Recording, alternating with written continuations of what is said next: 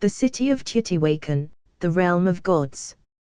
In the ancient times, long before the rise of men, the gods themselves walked the earth, their footsteps molding mountains, their breaths shaping valleys, and their wills crafting cities.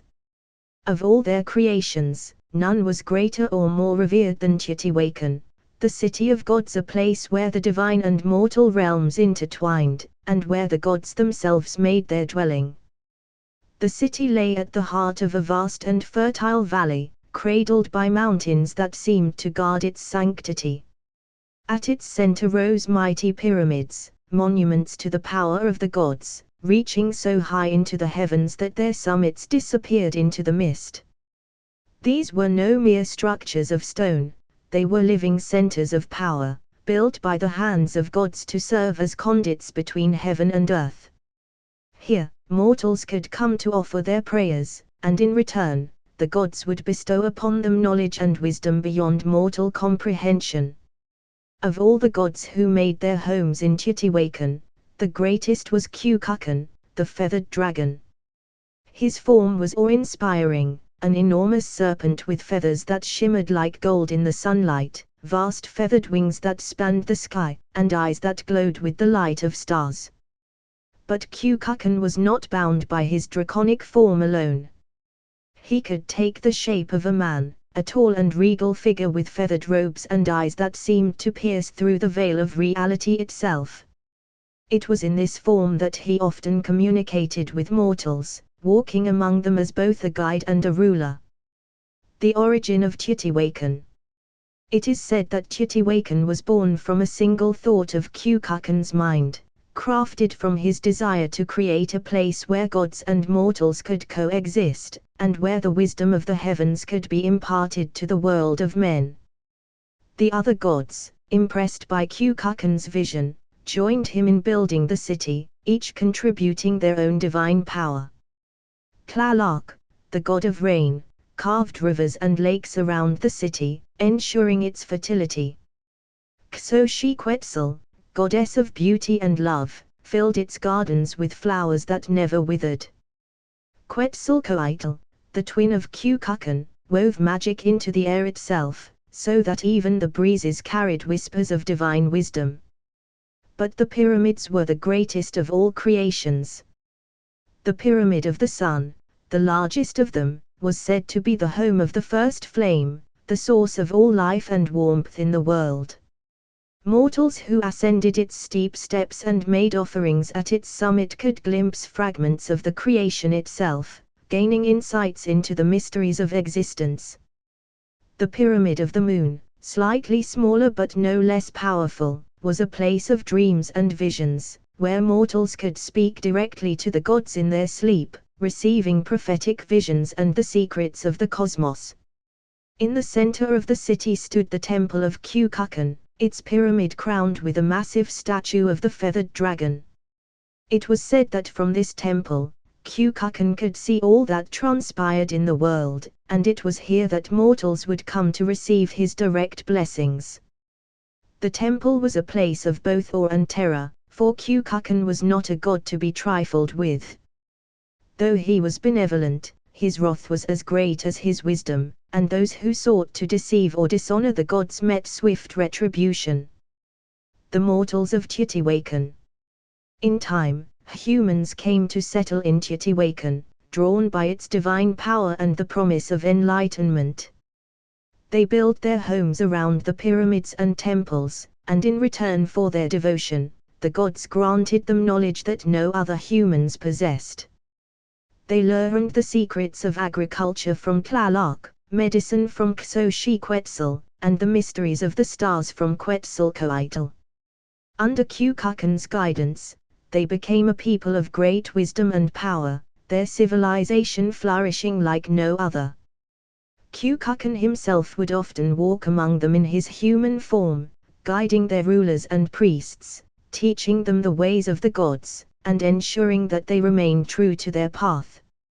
He was a stern but just leader, beloved by the people but also feared, for they knew that his anger could bring ruin to all.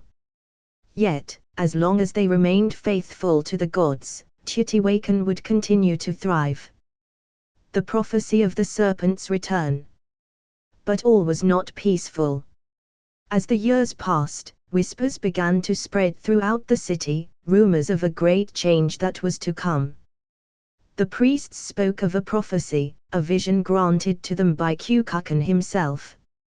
It foretold that a time would come when the feathered dragon would leave the city and return to the heavens, and when he did, a great darkness would descend upon Teotihuacan. The balance between the mortal and divine realms would be disrupted, and the city, once the jewel of the world, would fall into ruin. The people of Teotihuacan were torn by fear and uncertainty. Some believed that the prophecy was a warning, a call to greater devotion. Others feared that it was inevitable, that no matter what they did, the city's end would come. Yet, through it all, Kukulkan remained silent on the matter, neither confirming nor denying the prophecy. The fall of Teotihuacan. One fateful day, a great festival was held in Kukulkan's honor. The people gathered at the Pyramid of the Sun, offering their finest goods and treasures, hoping to curry favor with the gods. The priests climbed to the summit, praying for the feathered dragon's continued protection. But as the sun reached its zenith, a great wind arose, swirling through the city. The sky darkened, and from the heavens descended Kukulkan in his dragon form. His wings blotted out the sun, casting a shadow over Teotihuacan, and his voice, like thunder, echoed across the land. "The time has come," he declared, his voice filled with both sorrow and power. "I must return to the heavens. The balance between the mortal and divine realms has shifted, and the time of the gods walking the earth is ending." The people wept and cried out, begging Kukulkan to stay, but he shook his great head. "Fear not," he said, "for though I leave, I shall return one day. When the time is right, I shall descend once more, and Teotihuacan will rise again, greater than ever before. But until that day, you must live with the knowledge I have given you. Protect it, nurture it, and when I return, I will reward you for your faithfulness." With that, Kukulkan ascended into the sky, his form disappearing into the heavens. The people of Teotihuacan watched in silence, knowing that a great era had ended. In the years that followed, the city began to decline. Without the direct presence of the gods, the knowledge and power they had bestowed upon the people began to fade. The pyramids, once vibrant with divine energy, became silent and still. The city, once the center of the world, was abandoned, its people scattering to the winds. The legend lives on. Yet, the legend of Teotihuacan did not die. Throughout the ages, whispers of the feathered dragon and the city of gods continued to spread. Priests and mystics spoke of Kukulkan's promise, that one day he would return to reclaim his city and restore its glory. And so, even as the ruins of Teotihuacan crumbled into dust, hope remained. The pyramids still stand, silent and watchful, waiting for the day when the feathered dragon will descend once more from the heavens, and the city of gods will be reborn. Until that time, Teotihuacan remains a mystery, a place of power and legend, where the veil between worlds is thin, and the echoes of the gods can still be heard in the wind. The ascension of the mortal Midge, a continuation of the Teotihuacan legend. In the years following Kukulkan's departure, the people of Teotihuacan remained devoted to the gods. Although their great feathered dragon had ascended to the heavens, the city still thrummed with divine power, for many gods still walked the earth, guiding and shaping the destiny of mortals. Among these gods, none was more beloved than Quetzalcoatl, the twin of Kukulkan, the plumed serpent who bore knowledge of magic and the mysteries of creation. Quetzalcoatl, unlike his brother, stayed closer to the mortals. His heart was filled with compassion, and he took great joy in sharing the divine gifts of wisdom, art, and magic. He had the same majestic feathered form as Kukulkan, but when he appeared to mortals, he often took the shape of a wise and gentle man, his long hair entwined with plumes of bright green, his robes made of the finest feathers, shimmering with the hues of birds and the sky at dawn. The coming of Quetzalcoatl and the gifts of magic. When Kukulkan left the world, the people feared that the gods might abandon them, leaving them to struggle in a darkened world. But it was Quetzalcoatl who reassured them. He descended from the heavens one fateful night, when the stars aligned in a perfect arc over Teotihuacan, their light bathing the pyramids in a celestial glow. "I am Quetzalcoatl, your guide through the mysteries," he announced as he appeared on the steps of the Pyramid of the Moon, his soft voice carried by the winds to every corner of the city. Though Kukulkan has ascended, the divine power remains within this place. I shall walk among you and teach you the ways of magic, of knowledge, of creation. For within each of you lies the seed of the divine, waiting to bloom. The people rejoiced at his words, and for many years, Quetzalcoatl became a patient teacher to mortals, sharing with them the secrets of the cosmos. He taught them how to call upon the elements, how to summon fire from the air and water from the earth, how to listen to the wind and speak to the stars. Magic flowed through the land, and with each new lesson, the people of Teotihuacan grew wiser and more powerful. But Quetzalcoatl's lessons were not solely focused on power. He taught his followers that magic was a sacred trust, not to be wielded for selfish ends. Magic is the force that binds the world together, he said. It is not just power, but knowledge, creation, and love. To understand magic, one must first understand the heart of the world. Many students arose, eager to learn the ways of the plumed serpent. But there was one among them whose potential was beyond all others, a young girl named Nyxshel. From an early age, Nyxshel had always been different. While the other children played, she would sit by the sacred river, watching the flow of water with an intensity that others found strange. She seemed to possess a natural connection to the world around her. Plants bloomed in her presence, the winds whispered her name, and the flames of the hearth would dance when she passed by. Nyxshel, the gifted mortal. When Quetzalcoatl began teaching magic to the people, Nyxshel was the first to be drawn to his lessons. Though she was young, her mastery of magic surpassed many of the older students. She could summon rain from a clear sky, coax crops to grow faster, and heal the sick with a touch of her hand.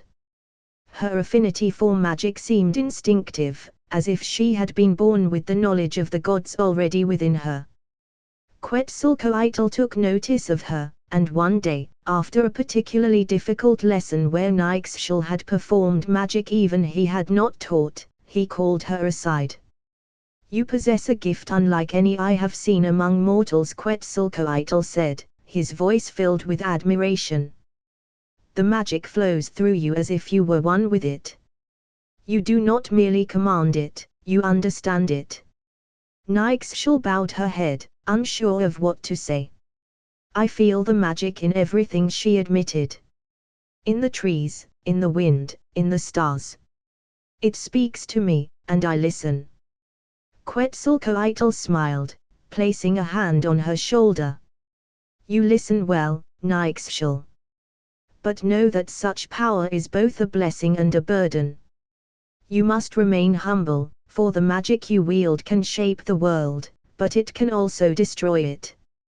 From that day forward, Nyxshel became Quetzalcoatl's most favored student. She studied at his side, learning not only the magic of the elements but the deeper mysteries of life, death, and the stars. Quetzalcoatl taught her the art of creation, how to shape matter from the void, how to weave life from the strands of magic that permeated the world. And in return, Nyxshel taught the people of Teotihuacan, guiding them in their daily lives, healing the sick, and ensuring that their crops grew strong. The rise of Nyxshel. As Nyxshal's power grew, so did her influence. She became known as the Mistress of Magic, the most skilled mortal in all of Teotihuacan. Her reputation spread far beyond the city, and people from distant lands came to seek her wisdom. But with her rising power came a new challenge. Jealousy began to brew among the other students of Quetzalcoatl, and even among some of the lesser gods, who feared that Nyxshal's power might eclipse their own. Among the gods, the trickster Tezcatlipoca, the god of darkness and discord, watched Nyxshal with growing suspicion. Tezcatlipoca had always been wary of mortals, for he believed that they were too fragile, too flawed, to wield the power of the gods. And Nyxshal's increasing mastery of magic disturbed him. He feared that she would disrupt the delicate balance between the divine and mortal realms. One night, Tezcatlipoca came to Nyxshal in a dream, appearing as a jaguar with eyes like burning coals. "You think yourself powerful," he hissed, his voice dripping with malice. "But you are still mortal, bound by the chains of life and death. No matter how skilled you are, you will never be one of us." Nyxshal woke with a start, her heart pounding. But rather than fear Tezcatlipoca's words, she found within herself a renewed determination. If the gods doubted her, she would prove them wrong. The Divine Challenge. One day, as Nyxshal sat alone in the sacred grove where she often practiced her magic, Quetzalcoatl appeared before her, his expression grave. "Nyxshal," he said, "the time has come for you to face your final test." "Test?" she asked, confused. "What do you mean?" "You have mastered the ways of magic beyond what any mortal has achieved," Quetzalcoatl explained. "But there is one final lesson you must learn, the test of the divine. You must ascend the steps of the Pyramid of the Sun and commune with the essence of Kukulkan. If you succeed, you will ascend beyond mortality and take your place among the gods." Nyxshal's heart raced at the thought. To walk among the gods, to become one of them, it was a dream she had never dared to imagine. But there was also fear. She had heard the stories of those who had attempted the climb to the summit of the Pyramid of the Sun and had failed, their bodies and minds broken by the power that resided there. But Nyxshal was no ordinary mortal. With quiet resolve, she made her way to the base of the pyramid. The city gathered to watch her ascent, their breath held in anticipation. Step by step, she climbed, the air growing heavier with each passing moment. Magic crackled around her, the very stones of the pyramid humming with ancient power. At the summit, she knelt before the altar, where the divine fire of Kukulkan had once burned. She closed her eyes and called upon the magic within her, reaching out to the heavens. And then, she felt it, a presence, vast and incomprehensible, descending upon her like the weight of the stars. It was Kukulkan, the feathered dragon, his voice echoing in her mind. "You have come far, Nyxshal," he said. "But are you prepared to leave behind your mortal life? To join the gods is to forsake all that you were." "I am ready," she whispered.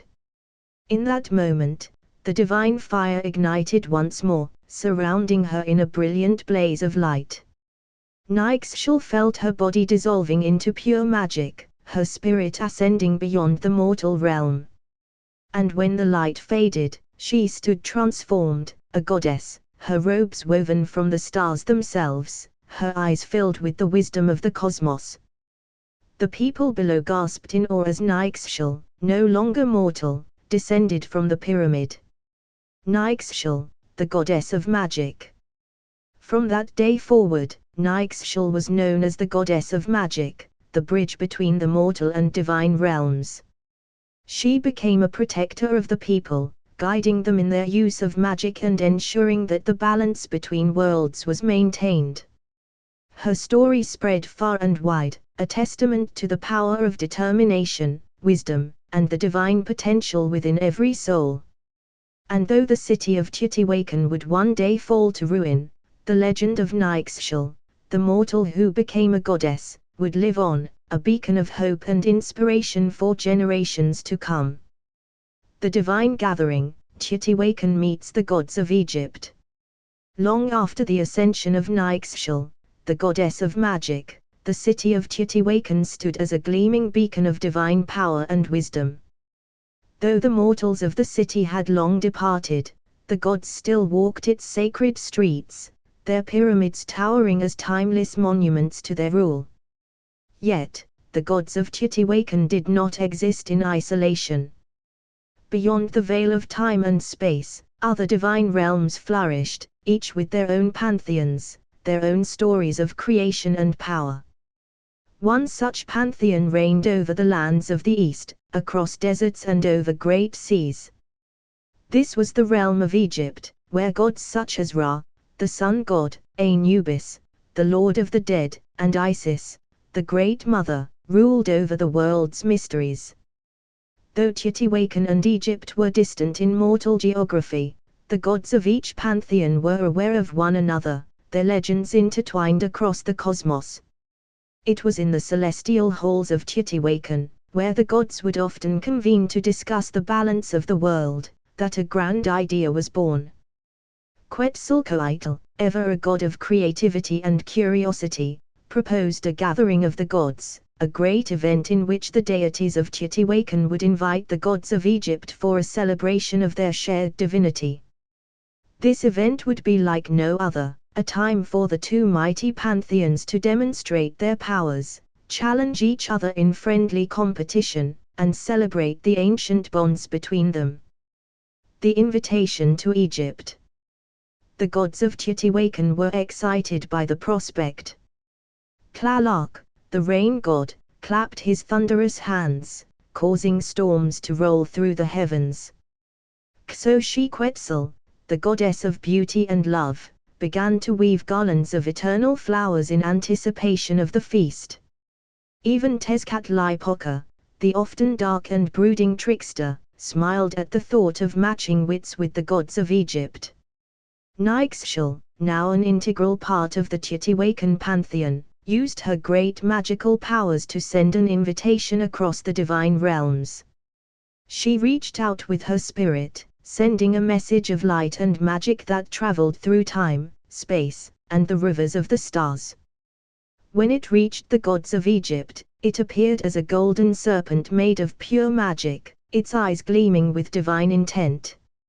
In Egypt, Ra, the great sun god, sat upon his golden bark, the vessel that sailed across the sky. When Nixchel's magical serpent appeared before him, Ra gazed upon it with his all-seeing eye.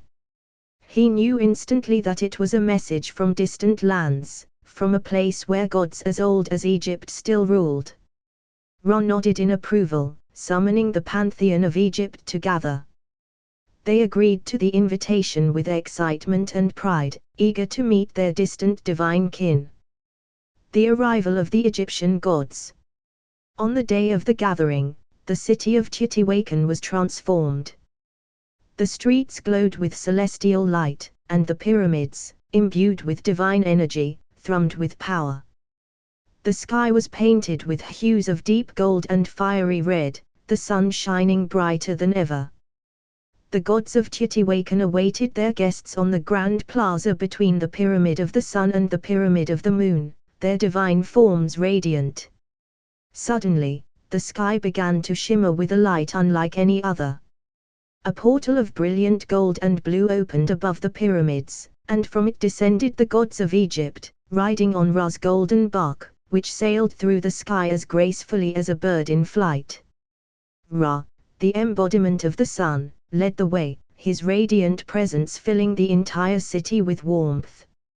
Following him were Horus, the falcon-headed god of the sky, with his piercing gaze that seemed to see into the hearts of all, Anubis, the jackal-headed god of the underworld, walking with a quiet dignity, and Isis, the wise and powerful goddess of magic and motherhood, her beauty matched only by her strength. As the gods of Egypt touched down in Teotihuacan, Quetzalcoatl stepped forward to greet them. In his human form, he was dressed in robes made of feathers that shimmered with every color imaginable, a mirror to the beauty of his draconic form. "Welcome, great gods of Egypt, to Teotihuacan, the city of the gods," Quetzalcoatl said, his voice echoing through the plaza. "We are honored to host you in this sacred place, where the heavens meet the earth." Ra stepped forward, his form blazing with the fire of the sun, but his tone was warm. "We accept your hospitality, Quetzalcoatl, and are honored to walk among your sacred pyramids. May this be a time of friendship, celebration, and, most importantly, of competition." At the word competition, both pantheons stirred with excitement. The gods of Egypt and Teotihuacan had long admired each other's powers, and now was the time to see who among them was the greatest. The divine competitions. The gods wasted no time in organizing a series of grand competitions, each designed to showcase their unique abilities and powers. The contests were not about war or conflict, but were instead a celebration of divine creativity, magic, and strength. 1. The race of the sun and moon.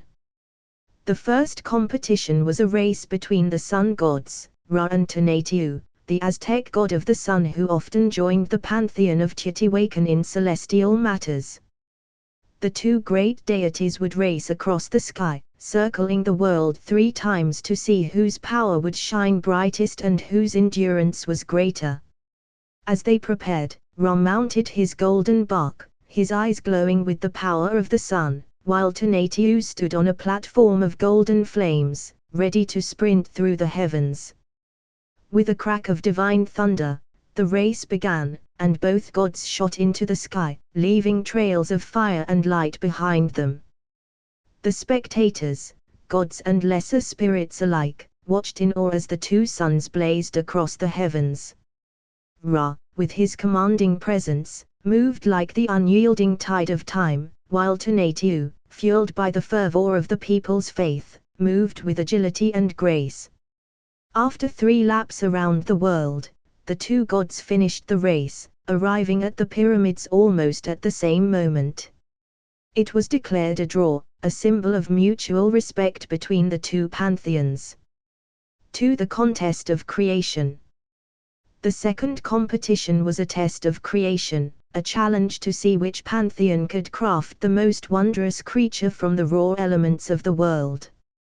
From Teotihuacan, Quetzalcoatl stepped forward, while from Egypt, To, the god of creation and crafts, took up the challenge. Quetzalcoatl, the master of life and knowledge, called upon the winds, the earth, and the stars. With his hands, he wove a serpent unlike any other, a mighty winged serpent, much like his own form, but imbued with the essence of the cosmos. Its feathers gleamed like the galaxies, and its eyes shimmered with the light of 1,000 stars. To, in turn, summoned the sands of the desert and the waters of the Nile. With a whisper, he molded them into a creature of both strength and grace, a lion with the head of a falcon, its wings made of pure gold. It moved with the strength of the earth and the swiftness of the sky, its presence commanding respect from all who beheld it. The two creatures were set free in the plaza, and they circled each other, each a testament to the creativity and power of their creators. After careful deliberation, the gods declared both creations magnificent, a tie once again, for no judgment could determine which was more splendid. 3. The Duel of Magic. The final competition was the most anticipated of all, the Duel of Magic. From the pantheon of Teotihuacan, Nixchel, the newly ascended goddess of magic, was chosen to represent her people. From Egypt, the powerful Isis, the mistress of magic, stepped forward, her eyes gleaming with ancient wisdom. The two goddesses stood in the center of the plaza, surrounded by their peers, their powers crackling in the air. Nixchel, the once mortal girl who had ascended to godhood through her mastery of magic, was determined to prove that the magic of Teotihuacan was as potent as that of Egypt. Isis, the mother of magic herself, radiated confidence, for she had wielded divine power long before the world had even known magic. With a wave of her hand, Nyxshul summoned the elements, fire, water, earth, and air, all swirling together in a magnificent display of her control over the natural world. She called upon the stars, pulling down their light to shape it into glowing orbs that danced around her. Her magic was swift, precise, and elegant, reflecting her deep understanding of the cosmos. Isis, however, was no stranger to such power. She raised her arms, and the ancient symbols of Egypt glowed with life. The sands of the desert rose in a great spiral, forming intricate patterns that told stories of creation and destruction. She summoned the Nile's waters, which flowed in the air like a living serpent, and from the heavens, she called upon the power of the sun, weaving it into her spell. For hours, the goddesses duelled, their magic filling the skies with light and sound, their every spell a testament to their strength and knowledge. But as the duel reached its climax, a strange thing happened. Rather than clashing, their magic began to harmonize. The elements of Teotihuacan and the forces of Egypt wove together in a beautiful tapestry of divine power, creating a display that was more magnificent than either could have achieved alone. The gods, witnessing this unity of power, declared the duel not as a contest, but as a symbol of the harmony between their pantheons. Nyxshul and Isis bowed to one another, acknowledging each other's mastery with deep respect. The Feast of the Gods. With the competitions concluded, the gods of Teotihuacan and Egypt gathered for a grand feast. The tables were laden with the finest foods of both lands, corn, cacao, and fruit from Teotihuacan, alongside the bread and honeyed wines of Egypt. As they dined, the gods shared stories of their realms, their victories, and their challenges. Laughter echoed across the plaza as Ra and Tonatiuh spoke of their races through the sky, while Te and Quetzalcoatl exchanged ideas about creation and the mysteries of life. The gathering was not only a celebration of power, but a recognition of the bond between pantheons. Though they ruled different lands and different peoples, the gods knew that they were all connected by the same divine force that flowed through the cosmos. By the end of the night, they had forged a lasting friendship, promising to meet again in the future, whenever the balance of the world called for their unity. A new era of divine friendship. As the sun rose the next day, Ra and his fellow Egyptian gods prepared to depart, returning to their own realm. But as they stepped onto their golden bark, Ra turned to Quetzalcoatl and spoke with a smile. The gods of Egypt and Teotihuacan shall forever be allies. Though our realms may be far apart, we share the same purpose, to guide the mortals, protect the world, and honor the mysteries of the divine. Quetzalcoatl nodded in agreement, his feathers shimmering in the morning light. Until we meet again, great Ra. May the sun always shine upon our paths. And with that, the gods of Egypt departed, leaving behind a memory that would be cherished for eons, a time when two of the greatest pantheons in existence came together not as rivals, but as friends, united in their divine purpose. In Teotihuacan, the gods looked to the future with hope, knowing that their power, and the power of their newfound allies, would ensure the balance of the world for ages to come.